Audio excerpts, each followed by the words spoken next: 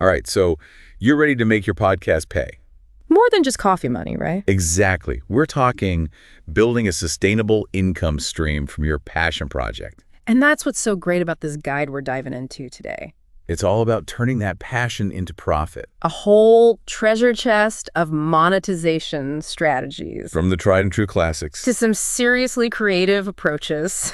Stuff you might not even have considered. Right out of the gate, this guide dives into the heavy hitters. Sponsorships and ads. Which, of course, everybody thinks about.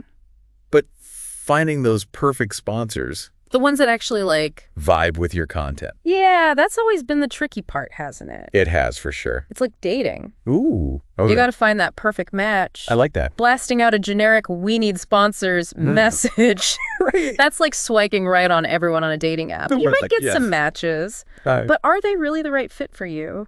That's a recipe for disaster in both scenarios. Oh.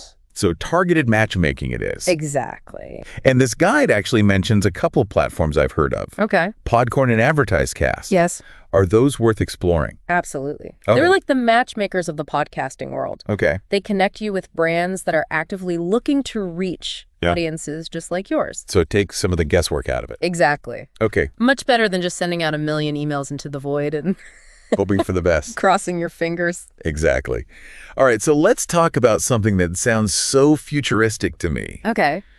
This guide calls it dynamic ad insertion. Yes. Ads that actually change based on who's listening. It's pretty wild. Like, how does that even work? Yeah, it sounds like science fiction. So imagine this. Okay. Someone in Chicago is listening to your episode about, let's say, sustainable gardening. Mm-hmm. With dynamic ad insertion, they could hear an ad for a local nursery in Chicago. Oh, wow. Offering a discount on native plants. It's hyper-local. Exactly. Gosh. Meanwhile, a listener in London gets an ad for a similar shop. Wow. But in their area. So it's not even just about location. It can get even more specific than that. Okay, hold on. I have to wrap my head around this. Yeah. What else can it do? So it can use listener data. Okay. Things like demographics, listening habits. Okay. To deliver hyper-targeted ads. So give me an example with like a specific genre of podcastery. Okay, so imagine a true crime podcast. Okay. Where the ads are tailored to fans of mystery novels or documentaries. Wow. That's powerful stuff. That is really powerful. But I do have a feeling there's a catch. There often is. You probably need a massive audience for that kind of data to actually be useful. You're absolutely right. Okay. Dynamic ads are really most effective for podcasts with the large and engaged listener base. So what's the game plan for a smaller fish? You can still think a niche. Oh, okay. You can still work with sponsors. Okay. Think local businesses. Brands that perfectly align with your content, even if they don't have a huge marketing budget. So start small. Exactly. Build that trust. Prove your value. And let those sponsor dollars grow organically. You got it. Solid advice. Yeah. All right, let's move on to a topic that I feel like always seems a bit shrouded in mystery. Okay. Affiliate marketing. Yes. This guide throws the term around a lot. Right. But if I'm being honest, I'm not sure I totally get it. I think a lot of people feel that way. Right. It's simpler than you think. Okay, good. So imagine you're passionate about, let's say, productivity. Mm-hmm. And you often recommend a specific time management app on your show. Like almost every episode. Right. You love this app. Right. With affiliate marketing, you would find out if that app has an affiliate program. And if they do. If they do, they'll give you a personalized link to share. So I sprinkle that into my show notes. All right. What happens if someone clicks on it? So you do a little natural recommendation in your episode. Pop that link in your show notes. Mm-hmm. If a listener clicks through and makes a purchase, you get a small commission. So I'm not like strong-arming anyone into buying anything. No. I'm just recommending something I love. Exactly. And if they happen to buy it, everybody wins. Authenticity is key here. Okay. Because your listeners trust you. Right. So only recommend products or services you genuinely believe in. Okay, that makes sense. Which brings us to another great way to connect with your audience, and that's merch. Merch. Merchandise. Merch isn't just about slapping your logo on a t-shirt. Oh, but come on, those have their place, right? They do, they do. Yeah. It can be so much more. Okay, so you're saying there's a real art to merch. Yeah, it's about capturing the essence of your podcast in a tangible way. So we're talking more than just, I love this podcast mugs. Exactly. Yeah. Think inside jokes. Okay. catchphrases, those niche references I'd like it. that only your true fans understand. It's like a secret handshake. Yes. Okay, give me an example. Remember that podcast, My Dad Wrote a Porno? Yeah. Their merch game was legendary. They really leaned into it. They leaned into the humor, the absurdity. And people loved it. People loved it. It's like a badge of honor to wear a T-shirt with a quote that makes other fans nod knowingly. It creates a sense of community, Yes. a shared experience. And free advertising, I bet. And free advertising. All right, so we've covered sponsors, affiliate links, merch. What other monetization magic does this guide hold? Let's talk about building a dedicated fan base that goes beyond just your casual listener. So like your super fans. Yes, your super fans. The ones that like when a new episode drops. Yes. They're there. They are there. How do we tap into that loyalty? Well, and maybe, make it financially viable for everyone involved. Paid memberships and bonus content are where it's at. So like Patreon. Patreon is a great example. Okay, break it down for me. So Patreon and similar platforms, they've become game changers for creators of all kinds because it allows you to reward your most loyal listeners with exclusive perks in exchange for their direct support. So what kind of proofs are we talking about here? Think early access to episodes, ad-free listening, bonus content. What kind of bonus content? The possibilities are kind of endless. Give me some examples. Behind-the-scenes glimpses into your recording process. Q&A sessions where your members get to ask you anything. Oh, that's cool. Exclusive merchandise discounts. So it's really about going above and beyond for those. Yes, it's all about value. Okay.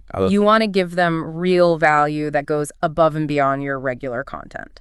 This guide also mentions a couple other platforms. Yeah. Supercast and Glow.fm. Are those basically the same idea as Patreon? They are very similar. They're specifically designed for premium podcast subscriptions. Got it. So you could offer your main podcast feed for free.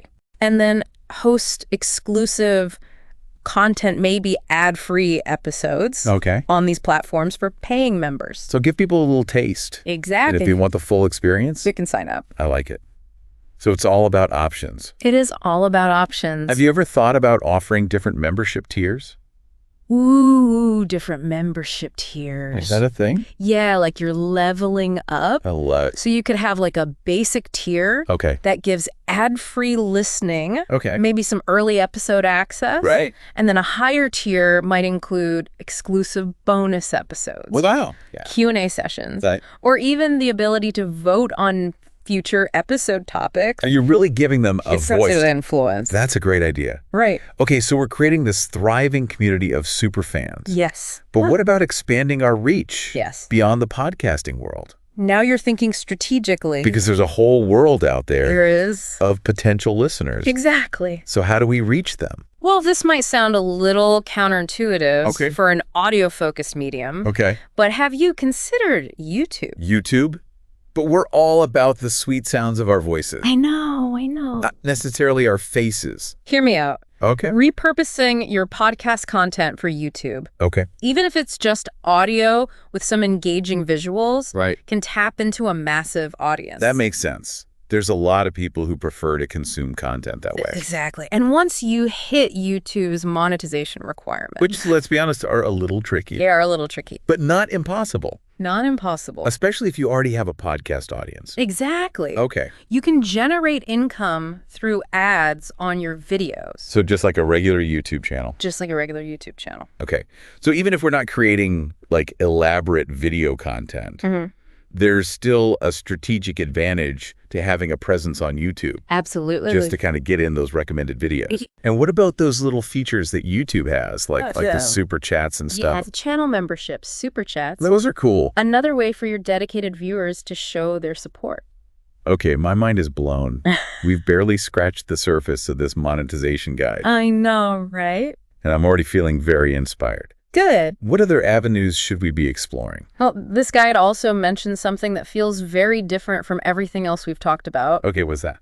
Live events. Live events? Yeah. For podcasters to make money. It can be a really great income stream. Okay, so we're not just talking about like me setting up a mic in a coffee shop and hitting record. No. Think bigger. Okay. Live recordings with special guests. Okay. Audience Q&As. Oh, that's cool. Workshops. even like watch parties. Okay. Where you get together with your listeners and you dissect and discuss I like it. your favorite episodes together. That's fun. And with today's technology, you can easily live stream these events. Right. So even people who aren't local can still participate. Your global audience can be right there with you. But how do we actually make money from this? Well, ticket sales are an obvious one. Okay. People are willing to pay for unique experiences. Sure. Especially if it means connecting with their favorite podcasters. Right, making that personal connection. In a more personal setting, exactly. Like a concert. Yes. But for your ears. Exactly. And sponsors, I'm guessing, could play a role here too. Oh, absolutely. Okay. Think local businesses sponsoring your after party. Oh, that's smart. Providing swag bags for attendees. Great cross-promotional opportunity. There you go. Okay, I like it. What about VIP treatment? Oh, of course you gotta have a VIP experience for your super fan. Of course. Oh. What does that look like? Premium seating. Okay. Meet and greets. Early access to the venue. Okay. Exclusive merch bundles. It's all about those little touches. Yes, make them feel special. Wow, we have covered so much ground today. I know, it's a lot. From sponsorships and merch to YouTube strategies and live events, it's clear that there is no shortage of ways to turn a podcast into a profitable venture. The most important takeaway Yes. is to find what feels authentic to you and your audience. Right, because if you don't believe in it, Exactly. they're not going to believe in it. You're not going to be excited about it. Exactly. It's not going to work. And it's going to sound inauthentic. Yes. Oh, be creative, be authentic, try new things. Have fun with it. Exactly. Yeah. This was an amazing deep dive into the world of podcast monetization. It really was. Remember, the key is to be creative, authentic, and most importantly, Yes. listen to your audience. They will tell you. They absolutely will. They want to pay for. This has been great. Thank you so much. Thank you for having me. Until next time, happy podcasting, everyone.